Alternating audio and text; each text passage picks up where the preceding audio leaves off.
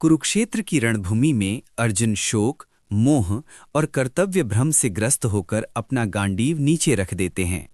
उनके नेत्र अश्रुपूर्ण हैं, हृदय करुणा से व्याकुल है। उसी क्षण श्री कृष्ण अपने शिष्य अर्जुन को जीवन का अमर ज्ञान प्रदान करते हैं। यही भगवद गीता का द्वितीय अध्याय सांख्य योग है, जिसे संपूर्ण गीता का सार माना जाता है। श्री कृष्ण सबसे पहले अर्जुन के विषाद को अज्ञानजन्य बताते हैं। वे कहते हैं कि यह शोक न तो आर्यजन के योग्य है और न ही स्वर्ग अथवा कीर्ति प्रदान करने वाला। तत्पश्चात वे आत्मा के शाश्वत स्वरूप का वर्णन करते हैं। आत्मा न जन्म लेती है न मरती है, वह नित्य है, अजन्मा है, अविनाशी है और अचल है। शरीर नश्वर है किंतु आत्मा अमर है।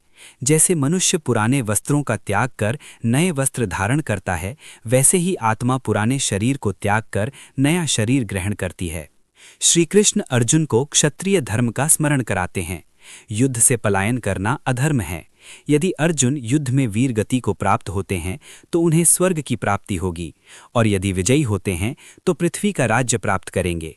इसलिए फल की चिंता का त्याग कर कर्तव्य का पालन करना ही श्रेष्ठ मार्ग है। इस अध्याय में कर्म योग का महान सिद्धांत प्रतिपादित होता है कि कर्मण्येवाधिकारस्ते मा फलेषु कदाचन, अर्थात मनुष्य का अधिकार केवल कर्म करने में है, उसके फल पर नहीं। आसक्ति और अहंकार से रहित होकर किया गया कर्म मन को शुद्ध करता है और मोक्ष की ओर अग्रसर करता है। श्री कृष्ण आगे स्थित प्रज्ञ पुरुष के लक्षणों का वर्णन करते हैं, जो सुख और दुख, लाभ और हानि, जय और पराजय में संभाव रखता है, अपनी इंद्रियों को वश में रखता है और आत्म तत्व में स्थित रहता है। ऐसा पुरुष न राग से बंधता है न द्वेष से।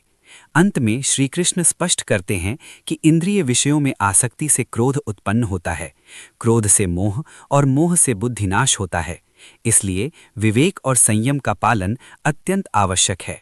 यह द्वितीय अध्याय अर्जुन को शोक से मुक्त कर ज्ञान, कर्तव्य और आत्मबोध के मार्ग पर प्रतिष्ठित करता है।